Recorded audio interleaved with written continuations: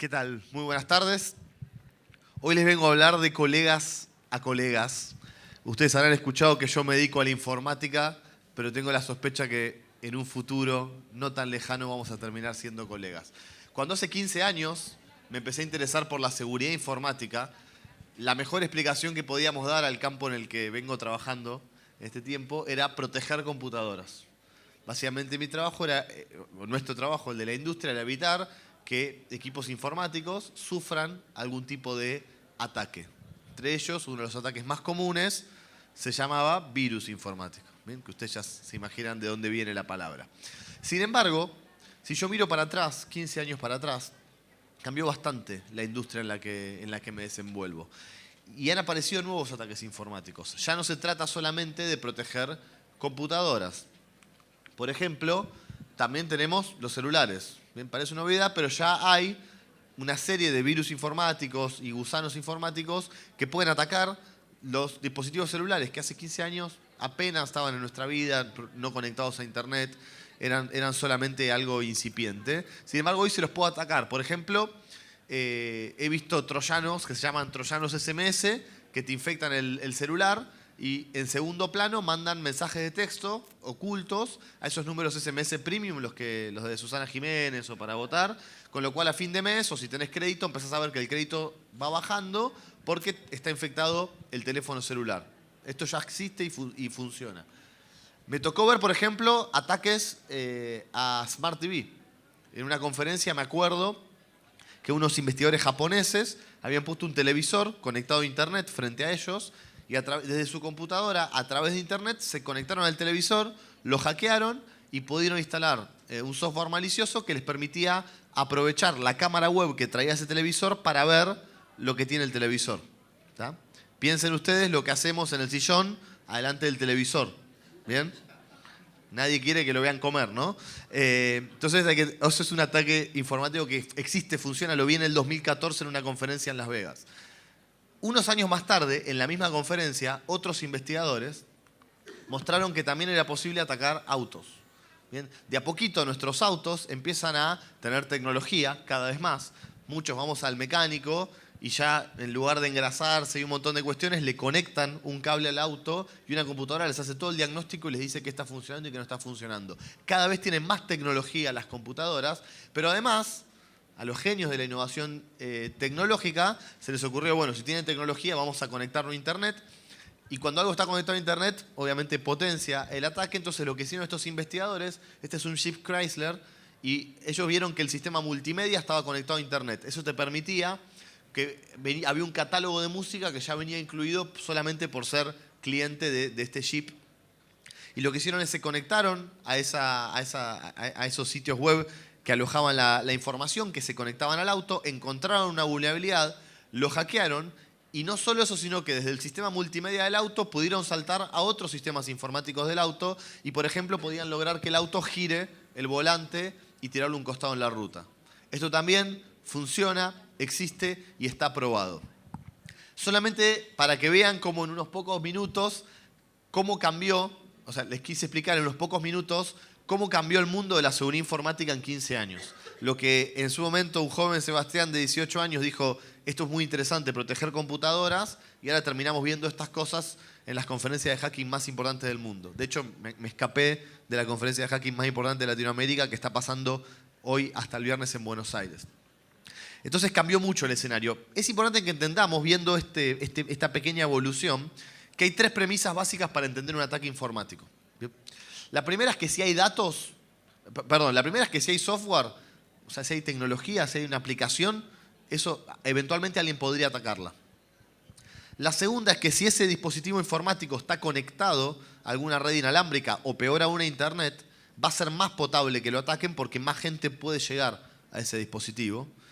Y en tercer lugar, si los datos que aloja ese dispositivo podrían tener algún tipo de beneficio económico, es aún más probable que tenga ataques masivos.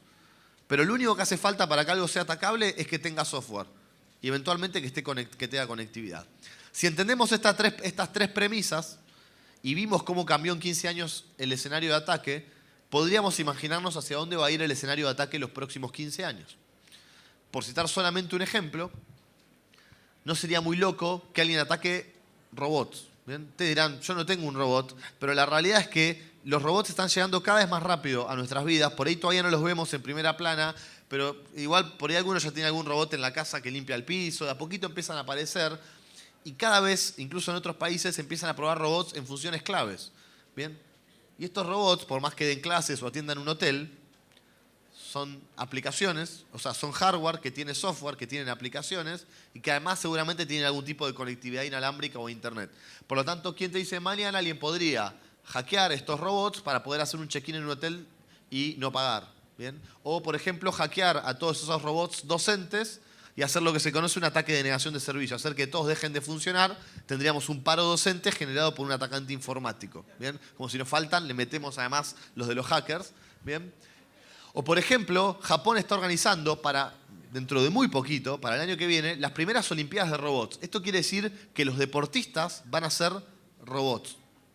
Imaginen si se manipulan jugadores y árbitros para ganar mucha plata en el negocio de las apuestas, si se pudiera, por ejemplo, ganar mucha plata a través de hackear un robot que está compitiendo y que haga determinadas cosas para favorecer a determinados apostadores. Es decir, vean que la tecnología primero llega, el gran problema de la innovación es que primero llega la innovación y después llega la seguridad. Y esto es viejísimo. ¿Bien? Sin ir más lejos, los aviones, que es una de las grandes tecnologías del siglo XX, los aviones son una tecnología que pasó exactamente lo mismo. Primero llegaron y con el paso de los años se empezaron a asegurar hasta, por ejemplo, el año 2018, que fue el primer año en la historia que no hubo ningún accidente de avión de transporte de turistas. ¿Bien? El año pasado no hubo ningún accidente de avión de las grandes compañías aéreas que transportan turistas. Solamente hubo accidentes de pequeños aviones. Este año, lamentablemente, se rompió esa estadística. Pero quiero decir, primero, el gran problema de la innovación tecnológica es que nadie piensa en la seguridad en la etapa de la innovación. ¿Por qué? Porque la seguridad tiene un costo. Hacer un dispositivo inseguro o hacer un dispositivo seguro implica una diferencia muy grande en costo. Y cuando uno quiere innovar, muchas veces los dos recursos más escasos son dinero y tiempo. Es más rápido sacar algo inseguro que sacar algo seguro. Y cuando los recursos son escasos, cuando estamos corriendo con el tiempo o queremos ser los primeros en lanzar esta tecnología, la lanzamos y después con el tiempo, cuando en vez de usarla 5 o 6 personas, la usan 100.000 o unos cuantos millones, se irá viendo la seguridad. Y eso es básicamente lo que hace la comunidad en la que yo trabajo. Por eso en muchas conferencias se presentan estas cosas, para apurar de alguna forma a través de la exposición pública a los fabricantes, porque si no, nadie invierte en seguridad.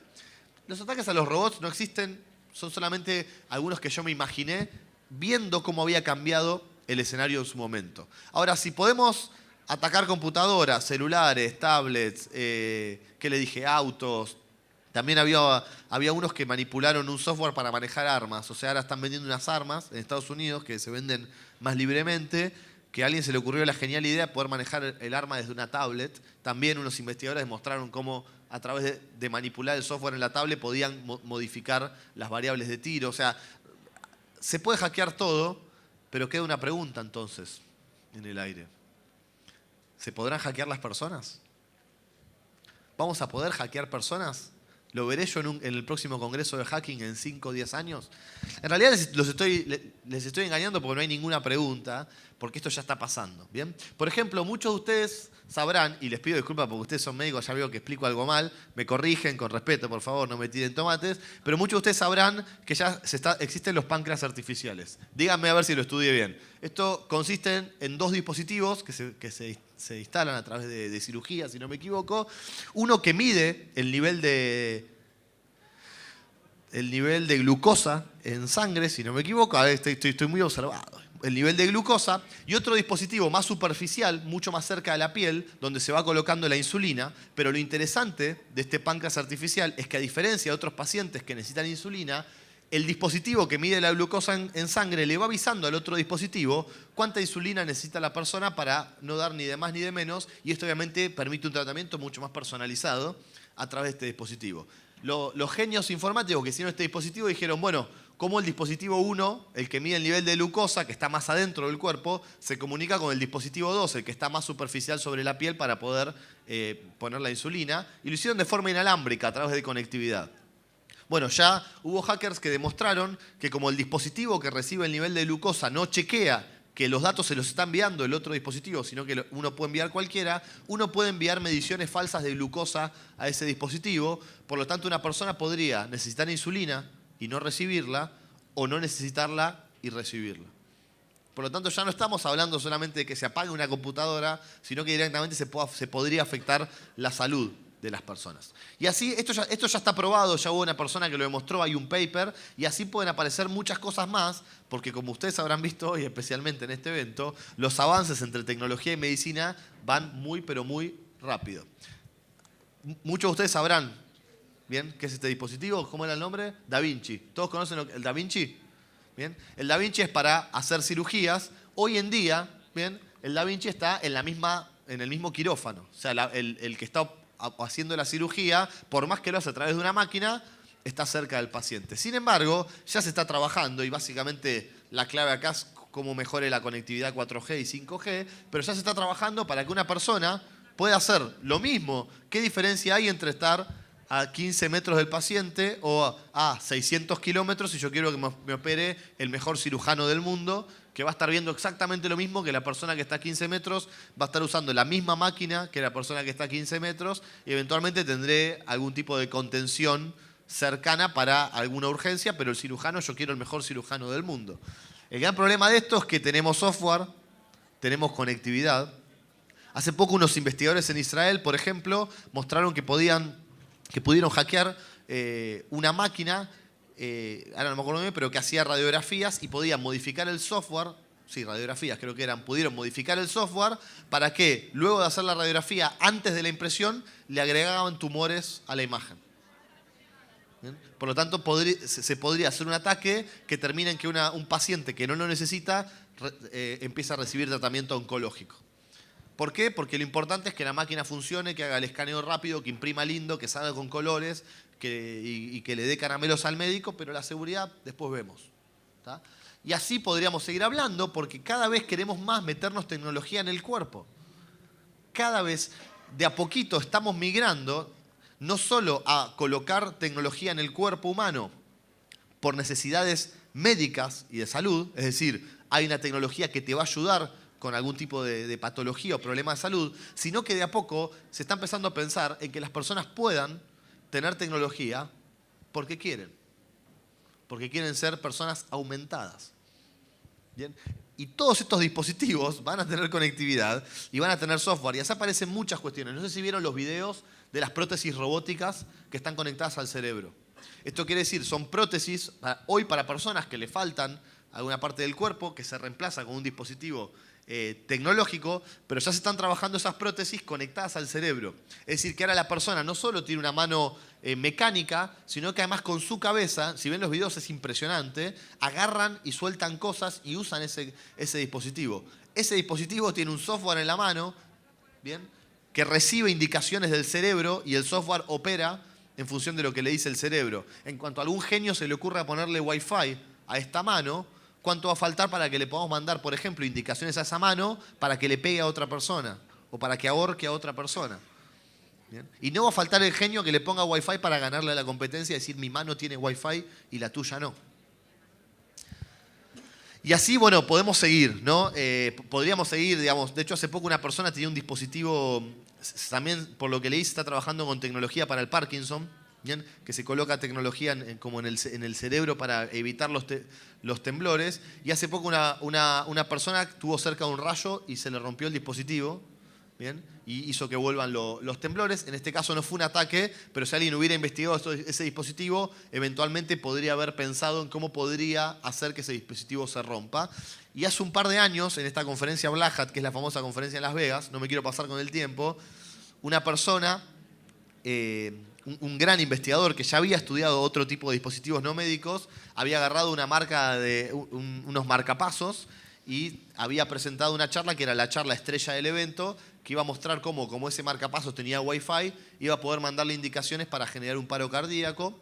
Este muchacho, Barnaby Jack, falleció 2 semanas antes del evento, lo cual levantó todo un mito si lo mandaron a matar o no. Yo creo que no, creo que fue coincidencia, pero imagínense el hombre que iba a mostrar por primera vez en un congreso de hacking cómo podía matar una computadora a una persona con un ataque informático. Fíjense el fallido que metí. ¿no? Ahora y por último, para ir cerrando, todavía nos queda la mente humana, ¿no? Todavía nos queda el cerebro. ¿Se podrá o no se podrá hackear el cerebro? Básicamente, las evoluciones de tecnología cerebro van en dos líneas. La más avanzada, y digo avanzada entre comillas porque todavía son instancias muy, muy tempranas, tiene que ver con poder leer la mente humana. ¿Bien? Cada vez los dispositivos para poder entender qué está haciendo una persona, ¿bien? Qué está pensando una persona, cada vez son más livianos, más suaves, ya no tienen tanta conexión, cada vez son más superficiales. ¿Qué va a pasar cuando esto empieza a evolucionar y el dispositivo para leer la mente humana ya tenga que estar a unos metros de la persona o a unos centímetros? ¿Bien? Y de nuevo, ¿qué pasaría si alguien con un software malintencionado podría imaginar lo que estamos pensando? En Argentina todavía estamos en la instancia de, no sé, estoy pensando en la opinión pública, por ejemplo, o en los famosos problemas en las elecciones, que el puntero te amenaza con lo que votes. Imaginan cuando te diga, yo sé lo que estás pensando. Así que ni si te ocurra pensar en votar a Pirulo, tenés que votar a Pirula. ¿Tá? Esto sería el gran avance de ataques informáticos al cerebro, sería poder leer lo que piensan las personas. Entonces nosotros nos emocionamos, porque ¿cómo te venden esto? Ahora te vas a poner un casco y vas a poder usar la computadora sin usar las manos. El mouse se va a mover donde vos quieras. ¿Y cómo sabemos que además no está viendo otras cosas que estamos pensando? ¿Bien? Bueno, ya además el MIT está trabajando en prototipos mucho más livianos para saber lo que está pensando las personas. Ya no se trata de cascos, fíjense que es una pequeña cosita que va acá atrás de la oreja. O sea, cada vez está avanzando más, esto es lo que ya les había dicho. La segunda instancia del cerebro, de tecnología y cerebro, ya hablamos de leer, pero además de leer, está escribir. ¿Bien? ¿Se puede escribir en el cerebro humano con tecnología? Ya hay prototipos bastante avanzados con ratones. ¿Bien? Por ejemplo, este experimento a mí me encanta. Agarraron un ratoncito, lo pusieron en una jaula que tenía dos palanquitas. ¿Bien? Una palanquita cuando lo apretaba le tiraba agua, lo mojaba. Y la otra palanquita le tiraba comida. Supongo que queso, no sé. ¿Es verdad que comen queso los ratones o es un mito? Bueno, no importa, le tiraba comida. ¿Qué pasó el ratoncito? El primer día apretó una, apretó otra, se mojó un par de veces, hasta que con el pasar de las horas, de los días, aprendió cuál era la palanca que le tiraba comida y nunca más apretó la palanquita que lo mojaba. Bueno, estos investigadores agarraron al ratoncito, le abrieron la cabeza, conectaron su cerebro a una interfaz informática, tomaron esa información y agarraron a otro ratón, le abrieron la cabeza y le escribieron la información que habían leído del cerebro del otro ratón. Cuando pusieron a este segundo ratón en la jaula, ese ratón jamás apretó la palanca que lo mojaba. Y en esta misma nota dice que ya están investigando cómo poder aplicar esa tecnología en humanos. Bien, sin ir más lejos, Elon Musk, que es quizás el emprendedor informático más importante de los últimos 10-15 años, tiene una empresa que se llama Neuralink, cuyo único propósito es desarrollar tecnología para el cerebro humano. Según Elon Musk, no sería una locura que nos podamos implantar una interfaz informática tipo un USB, en donde podamos conectarnos un cable y mandarnos información al cerebro. Y, por ejemplo, modificar totalmente la forma en la que estudiamos, en la que aprendemos. Suena hermoso, pero ¿qué pasa si la información que queremos insertarnos fue modificada por un atacante o por algún tipo de ataque informático? Como verán, no sabemos hasta dónde va a llegar la unión entre medicina, tecnología y seguridad informática.